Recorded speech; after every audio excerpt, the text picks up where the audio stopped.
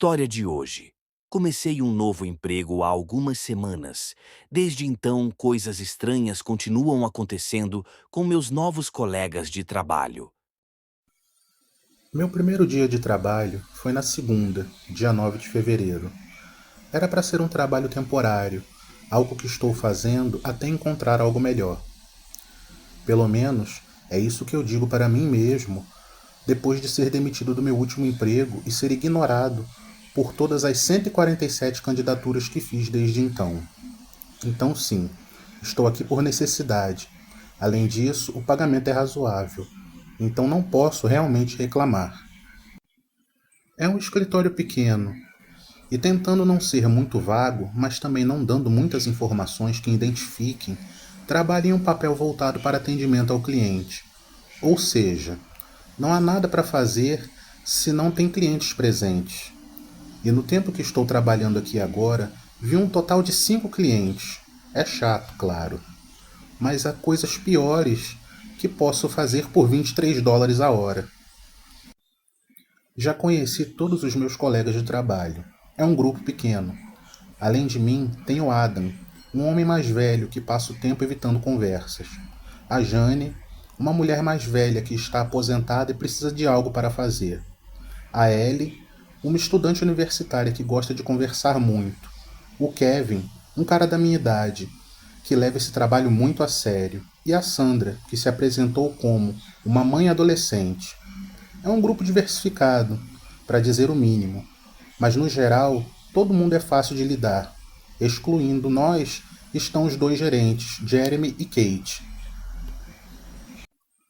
Na minha primeira sexta-feira lá, tivemos uma reunião de equipe, que constituiu de duas coisas principais: apresentar o novo colega de trabalho, eu, e discutir a reforma que estaria acontecendo no final de semana.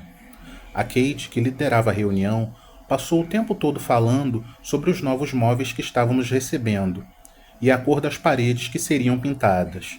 Ninguém parecia se importar, exceto ela e o Jeremy, que ficava o tempo todo interrompendo para dizer coisas como "Uau, que emocionante!" ou "Oh, aposto que vai ser super confortável." Com certeza, na manhã de segunda-feira, entrei na nova e melhorada sala de descanso.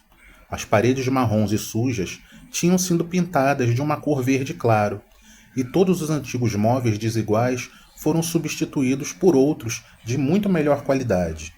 Havia balcões novos de madeira escura, uma nova geladeira e outros eletrodomésticos de cozinha, além de 3 mesas redondas novas com 4 cadeiras, combinando em volta de cada uma.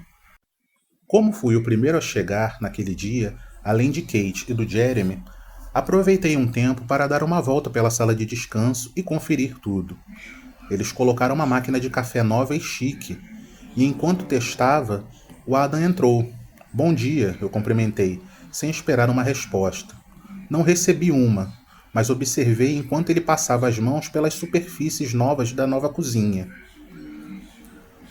"Quanto você acha que isso tudo custou?", ele me perguntou. "Não tenho ideia." "Eles não podiam nos dar um aumento ou um bônus de Natal, mas podiam fazer isso", ele zombou. Eu não disse nada, enquanto ele se sentava em uma das mesas e puxava um livro. "Bom dia." Eu me virei para a porta e vi Jane entrando. Ela parou e fez uma expressão dramática de surpresa enquanto absorvia a nova aparência do lugar. "Está bonito aqui", ela exclamou. Eu assenti em concordância. "Você não acha, Adam?" "O quê?" "Eu disse que você não acha que está bonito aqui", ela repetiu. "Sim, mas eles poderiam nos dar um aumento. Não precisávamos de uma máquina de café de US$ 500. "Ah, para com isso, Adam", ela o repreendeu brincando. Ela deixou suas coisas ao lado de Adam e parou, com o rosto caindo. "Tem algo errado?", eu perguntei. Ela olhou ao redor da sala. Então, ela deu um passo para trás em direção à porta, e depois andou devagar de volta à mesa. "Jane", eu perguntei. "Não tem cadeira demais aqui?", ela perguntou. Eu olhei ao redor. "O que você quer dizer? Você acha que está lotado?" "Não, não", ela balançou a cabeça. "De jeito nenhum." "Mas não tem cadeiras demais?", ela repetiu. Adam suspirou. "Qual é o problema com as cadeiras?" "Tem cadeiras demais", Jane respondeu. Você acha que é muito apertado ou algo assim? Adam perguntou. Não, mas não tem cadeiras demais? Nesse ponto, Adam se desligou. Eu não o culpei. Jane continuou parada lá, e eu a observei contar as cadeiras em silêncio. Tem 12 cadeiras, ela disse. É, respondi meio confuso. Tem 8 de nós que trabalham aqui, certo? Adam suspirou de frustração, e eu queria não ter me envolvido nessa conversa. Bom, isso significa que tem 4 cadeiras demais aqui. Jane gritou. Eu pulei. Bem, é bom ter mais assentos, não é? Às vezes as pessoas precisam de mais espaço. E então... Não, ela interrompeu. Eu olhei para o Adam. Ele revirou os olhos e voltou a ler seu livro. Tem cadeiras demais. Por que tem tantas cadeiras? Está tudo bem aqui? Kate colocou a cabeça para dentro da sala de descanso. Eu encolhi os ombros e Ada não disse nada. Por que tem tantas cadeiras? Jane gritou novamente. Ei, Jane, o que está acontecendo? Você está bem? Kate perguntou entrando na sala.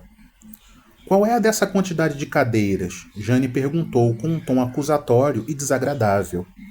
O que você quer dizer? Tem algo de errado com elas? Kate perguntou. Tem cadeiras demais aqui. Tem 12. Só 8 pessoas trabalham aqui. Kate olhou para mim confusa. Eu encolhi os ombros e tomei meu café em silêncio. Jane de repente se virou e segurou Kate pelos ombros. Por que tem tantas cadeiras aqui, Kate? Só temos 8, mas tem 12 cadeiras. Por que isso? Kate deu alguns passos para trás. Ok, por que não vamos dar uma caminhada para nos acalmar? Jane foi até uma das mesas e pegou uma das cadeiras.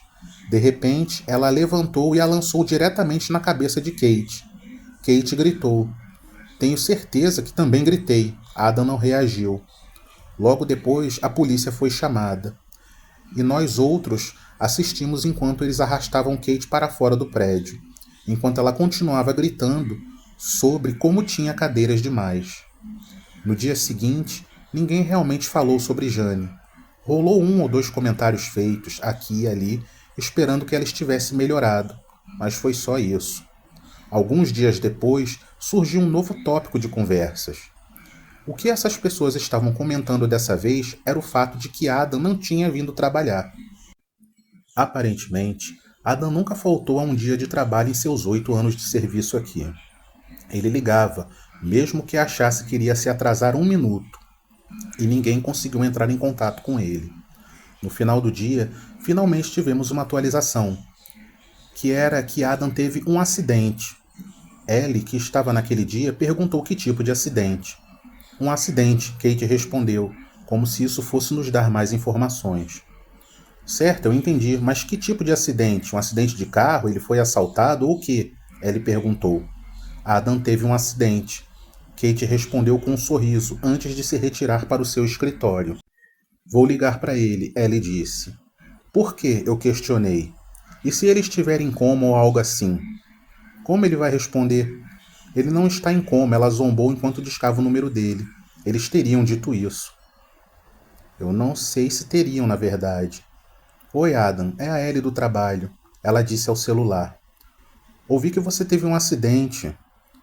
Como você está se sentindo? Ela fez uma pausa enquanto ouvia, suas sobrancelhas se unindo em confusão. Sim, nos disseram que foi um acidente, mas o que aconteceu? Ela fez uma pausa por um momento, com o rosto torcido em confusão e um pouco de raiva. Sim, ainda estou aqui, desculpe. Ela fez um gesto para eu me aproximar e virou o telefone de forma que ambos pudéssemos ouvir. Então foi um acidente de carro? Ela perguntou. Foi um acidente, ouvi a voz do Adam responder pelo telefone. Eu dei a ela um olhar questionador, e ela encolheu os ombros. Só um acidente? Ela perguntou. Sim, um acidente, ele respondeu. Ok, espero que você melhore logo então. Ela desligou o telefone sem se despedir. Quão estranho é isso? Ela perguntou. Adam parece uma pessoa reservada, né? Eu sei que acabei de chegar, mas ele não parece exatamente o tipo falante. Eu imagino. Ellie não parou de falar sobre Adam e seu acidente pelo resto do nosso turno. E quando a Sandra entrou para o turno da tarde, ela começou de novo e as duas passaram o resto do turno da Ellie fofocando sobre o que poderia ter acontecido com Adam, enquanto pesquisavam seu nome em busca de qualquer reportagem que pudesse conter mais informações. Na semana seguinte, quando Ellie e Kevin entraram, Ellie parecia ter esquecido completamente Adam e seu acidente. Em vez disso, ela passou o tempo todo falando sobre como havia se matriculado em uma aula de ginástica.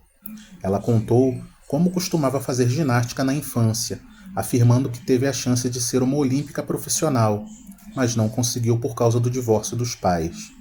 Mais tarde, naquele dia, enquanto estávamos em um prédio vazio, ela perguntou ao Kevin e a mim se queríamos ver algum de seus movimentos. Kevin disse que sim, e eu não respondi, mas Ellie se levantou de qualquer forma e começou a fazer uma rotina de ginástica bem na nossa frente.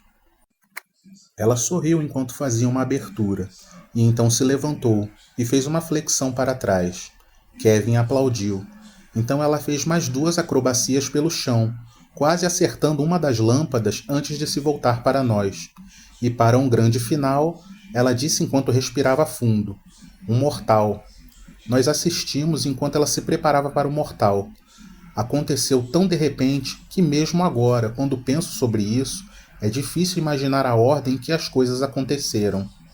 Um segundo ela estava de pé no chão normalmente, se preparando para pular e fazer o mortal. E no segundo seguinte, ouviu um estalo nauseante e ela caiu no chão, imóvel, com o pescoço em um ângulo anormal. Não me lembro se Kevin ou eu gritamos, mas eu me lembro de que alguém chamou a ambulância e nos mandaram para casa pelo resto do dia. Tive dificuldades em dormir naquela noite, pois toda vez que eu fechava os olhos, via o rosto da Ellie olhando para nós com seu sorriso feliz e pronto para a performance. Estávamos abertos por 2 dias após o incidente.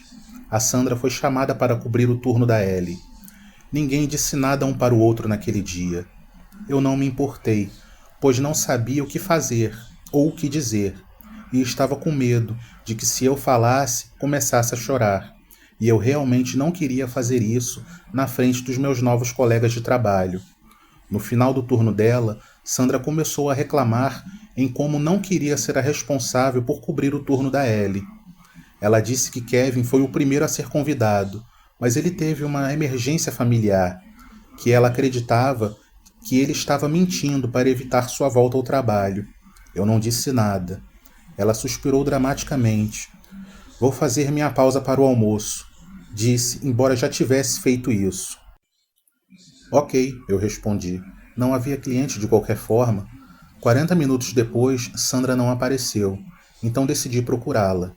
Eu a encontrei na sala de descanso lavando uma louça. Ei, eu pensei que você tinha saído, eu disse. Ela se virou e sorriu para mim. Não, eu só estava comendo, acho que estava com fome. Me sinto muito melhor agora. Bem, isso é bom, eu disse. Ela fechou a torneira e se virou para me encarar. Você tem um pouco. Eu apontei para o meu lábio para avisá-la que ela tinha um pouco de comida sobrando no canto da boca. Ela limpou com as costas da mão e eu consegui ver melhor enquanto ela espalhava um pouco. É sangue? Eu perguntei. Não, eu comi um sanduíche de manteiga de amendoim e geleia, ela respondeu. Ela passou por mim e saiu da sala. Algo parecia estranho. Então, olhei na pia, mas havia apenas uma tigela lavada que ela havia usado. Ignorei a sensação estranha, pensando que provavelmente era só um resquício de ter presenciado a morte da Ellie. Joguei um pouco de água fria no rosto, arranquei um papel toalha do rolo e abri a lixeira para jogá-lo fora, revelando um rato morto lá dentro. Gritei de surpresa e pulei para longe da lixeira. Respirei fundo antes de abrir a tampa novamente e encarar o rato morto que estava acima do resto do lixo. Tentei não vomitar, quando percebi que havia marcas de mordidas humanas por todo o rato. Eu fui para casa mais cedo naquele dia. Kate não me perguntou nem por quê, e Jeremy passou o tempo todo que estive lá trancado em seu escritório. Nada aconteceu por cerca de uma semana. Sandra nunca voltou, mas todo o resto era normal. Agora só éramos eu e Kevin. Chegamos, mal falamos um com o outro e ficamos em silêncio, até um cliente aparecer de vez em quando. Essa manhã já havia um cliente aqui quando cheguei. Passei pelo Kevin falando com um homem mais velho, vestido de terno e carregando uma bengala. Kevin continuava olhando para mim enquanto eu ajudava o homem, que ficou lá por cerca de 10 minutos após a minha chegada. Assim que ele saiu, eu assisti Kevin caminhar com raiva em direção a um dos computadores de trabalho e se sentar enquanto começava a digitar com raiva. Decidi quebrar nosso silêncio. Tem algo errado? Eu perguntei. Ele bateu os dedos nas teclas violentamente. Estou enviando um e-mail para a matriz, ele disparou. Ok, por quê? Tem tanta besteira com a qual temos que lidar aqui e mal ganhamos dinheiro. É ridículo tudo o que está acontecendo e a gestão age como se estivesse tudo bem. Ninguém comentou nada sobre Ellie, nem mesmo sobre Jane ou Adam, para ser honesto. É como se eles nunca tivessem existido. Ele continuou digitando. E agora a Sandra foi embora. Tenho certeza que ela teve algum tipo de colapso. Aliás, acho que ela comeu um rato. Como é que é? Ele perguntou ainda digitando. Eu vi na lixeira na sala de descanso. Ela estava com sangue no rosto. Foi muito bizarro. A digitação do Kevin parou por um segundo. Bem, já que estamos falando na sala de descanso, por que tem tantas cadeiras lá dentro? Eu pensei sobre isso por um tempo e percebi que ele estava certo. Só éramos 4. Por que precisávamos de 12 cadeiras? Uma explicação sobrenatural de o porquê Jane pode ter surtado ao ver as cadeiras a mais. A presença de cadeiras extras ou desnecessárias em uma mesa, no contexto paranormal e folclórico, é geralmente vista como um convite ou um espaço reservado para entidades, espíritos ou energias invisíveis. Essa tradição está enraizada no medo, no respeito aos mortos ou na superstição de que um lugar vazio não permanece vazio por muito tempo. Aqui estão os principais motivos associados a esse fenômeno. Convite espíritos, entidades. Acredita-se que uma cadeira vazia à mesa, especialmente à noite, funciona como um convite para espíritos, assombrações ou o outro lado ocuparem esse lugar. Homenagem a entes queridos. Em muitas culturas, deixar uma cadeira vazia, às vezes com prato e talheres, serve para honrar entes queridos que já faleceram, permitindo que suas almas participem da ceia ou reunião familiar. Símbolo de perda e luto. A síndrome da cadeira vazia simboliza a ausência física de alguém, transformando a mesa em um local de memória e dor, onde o lugar vazio representa quem partiu. Superstição de má sorte. Existe a crença popular de que sentar-se ao lado de uma cadeira vazia traz má sorte, pois ela pode estar ocupada por uma presença invisível. Espaço para o estranho, oculto. Histórias de terror sugerem que não se deve deixar cadeiras vazias no escuro, pois você não sabe quem pode sentar. Agora, vamos à análise técnica. Veredito. Uma obra-prima do horror corporativo e da erosão silenciosa da realidade, onde o verdadeiro monstro não é um assassino ou fantasma, mas sim um sistema que segue funcionando enquanto as pessoas ao redor desaparecem, morrem ou enlouquecem. Esta não é uma história sobre um escritório assombrado, é sobre como o trabalho pode nos desensibilizar ao ponto de aceitarmos o inaceitável, desde que o pagamento caia no fim do mês. O narrador chegou achando que era só mais um emprego temporário. Agora, testemunha colegas sendo levados pela polícia, morrendo em acidentes grotescos, desaparecendo sem explicação, e ainda assim, continua voltando. Por quê? Porque precisa do dinheiro.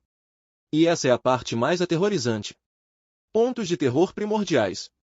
1. A premissa, o trabalho como armadilha existencial. O narrador aceita o emprego por necessidade, não por escolha. 147 candidaturas ignoradas. Contas a pagar. A vida real pressionando. O escritório é pequeno, os colegas são estranhos, mas $23 por hora é $23 por hora. Essa premissa é universal. Quantos de nós já aceitamos algo estranho porque precisávamos? 2. O grupo, uma coleção de estranhos condenados. Adam, o veterano cínico, que vê a reforma como desperdício. 8 anos de casa. Um dia, simplesmente não aparece. Teve um acidente. Ninguém sabe qual. Jane, a aposentada que só queria algo para fazer. Primeira a quebrar. O estupim? Cadeiras demais. 12 cadeiras para 8 pessoas. Ela repete a frase como um disco riscado até atacar a gerente. Ellie, a universitária falante, cheia de energia. Quer mostrar seus movimentos de ginástica. Morre na frente de todos com o pescoço quebrado. O som do estalo ecoa até hoje. Sandra, a mãe adolescente. Última a desaparecer. O narrador a pega com sangue no rosto, e na lixeira, um rato morto com marcas de mordidas humanas. Kevin, o que leva o trabalho a sério. Último remanescente além do narrador. Agora está digitando furiosamente. Um e-mail para a matriz. Reclamando. Sem perceber que pode ser o próximo. 3. Kate e Jeremy, a gestão do absurdo. Kate lidera reuniões sobre a cor das paredes como se fosse a coisa mais importante do mundo. Jeremy interrompe com entusiasmo vazio. Uau, que emocionante! Quando Jane é levada pela polícia, Kate responde com um sorriso e se retira. Quando Adam tem um acidente, a explicação é a mesma palavra repetida até perder o sentido. Quando Ellie morre, mandam todo mundo para casa. No dia seguinte, o escritório reabre. Ninguém fala sobre isso. Quando Sandra some, Kate simplesmente não pergunta. 4. A reforma, o detalhe que ninguém pergunta. Pintaram as paredes. Compraram móveis novos. Uma máquina de café de $500. Mas ninguém pediu aumento. Ninguém pediu móveis novos. E agora, há 12 cadeiras na sala de descanso para apenas 4 pessoas. A pergunta de Jane, por que tem tantas cadeiras, era a única pergunta sensata que alguém fez. E por fazê-la, ela foi levada. 5. As mortes, acidentes ou algo mais. Jane enlouqueceu e atacou a gerente. Foi levada. Adam teve um acidente. Nunca mais voltou. Quando Ellie liga, ele repete a mesma palavra, acidente. Como se tivesse sido programado. Ellie tentou fazer um mortal. Quebrou o pescoço. Morreu na frente de todos. Sandra comeu um rato. Cru. Com marcas de mordidas humanas. Depois sumiu. Kevin está lá, digitando, ignorando o padrão. Ou talvez já esteja no padrão e não saiba. 6. O padrão invisível. A cada semana, alguém sai de cena. Semana 1. Jane é levada. Semana 2. Adam tem um acidente. Semana 3. Ellie morre. Semana 4. Sandra desaparece. Agora, só Kevin e o narrador. Quem será o próximo? 7. O silêncio cúmplice. Ninguém fala sobre os que se foram. Ninguém pergunta. O trabalho continua. Os clientes, raros, entram e saem. Kate sorri. Jeremy se empolga com coisas irrelevantes. É como se as pessoas fossem substituíveis. E talvez sejam. 8. A pergunta final. Por que 12 cadeiras? Kevin repete a pergunta de Jane no final. Ele não sabe que ela fez a mesma pergunta antes de atacar. Ele não sabe que está seguindo o mesmo roteiro. O narrador percebe. Mas o que ele pode fazer? Camadas de significado. 1. O horror corporativo. Este é o escritório dos pesadelos, um lugar onde coisas horríveis acontecem, mas a rotina nunca para. As mortes e desaparecimentos são tratados como inconveniências administrativas. Kate e Jeremy não são monstros, são gerentes medianos. E isso é pior. 2. A dessensibilização pelo trabalho. O narrador vê uma colega morrer. Dias depois, está de volta ao trabalho. Ele vê sangue no rosto de Sandra. Dias depois, está de volta ao trabalho. Ele percebe que só restam 2. E ainda assim, volta amanhã. Por quê? Porque precisa do dinheiro. O capitalismo é o verdadeiro horror de fundo. 3. A linguagem como apagamento. Acidente não é uma explicação, é um tapa-buraco semântico. Repetir a mesma palavra até ela perder o sentido é uma técnica de controle de narrativa. Adam, ao telefone, só consegue repetir foi um acidente. Como se algo tivesse apagado o resto de seu vocabulário. 4. As cadeiras, o símbolo do excedente. 12 cadeiras para 8 pessoas. Depois para 6. Depois para 4. As cadeiras esperam. Elas estão ali para os que virão? Ou para os que nunca mais vão sentar? A pergunta de Jane era a única pergunta certa. E por isso ela foi removida. Elementos técnicos brilhantes. Narração em primeira pessoa no presente, o leitor descobre os horrores junto com o narrador, sem antecipação. Tom burocrático e contido, mesmo as mortes são descritas com a frieza de quem já está se acostumando. Construção gradual, a primeira estranheza, Jane, parece um colapso isolado. Depois Adam. Depois Ellie. Depois Sandra. O padrão só se revela no final. Diálogos que repetem, acidente, cadeiras demais, rato. Palavras que voltam como ecos de um pesadelo compartilhado. O silêncio como personagem, o que não é dito pesa mais que o que é falado. A pergunta final, Kevin repete a pergunta de Jane. O narrador percebe. O leitor sente o calafrio do ciclo recomeçando. Por que esta história funciona tão bem? Ela explora 4 medos profundos. 1. Medo de que o trabalho seja um lugar de desaparecimento, não de sustento. 2. Medo de que a rotina nos segue para o horror ao nosso redor. 3. Medo de que perguntar o que está acontecendo seja o primeiro passo para se tornar a próxima vítima. 4. Medo de que, no final, a única coisa que reste seja a pergunta: quem será o próximo? Além disso, a história é um comentário afiado sobre o mundo corporativo. Pessoas são substituíveis. Mortes são acidentes. A gerência só se importa com a reforma. E no fim, você continua voltando. Por que precisa do dinheiro? Nota final. Esta é uma obra-prima do horror processual e da crítica social disfarçada de terror. É Severance, a série, não o filme, encontra o escritório com a alma de um conto de Kafka, uma história onde o verdadeiro monstro não usa máscara, mas sim terno e sorriso educado. O narrador vai voltar amanhã. Kevin vai estar lá, digitando. As cadeiras vão continuar ali, esperando. E uma hora, alguém vai sentar em uma delas e nunca mais levantar. A pergunta não é se o ciclo vai continuar. A pergunta é: quem será o próximo a fazer a pergunta errada?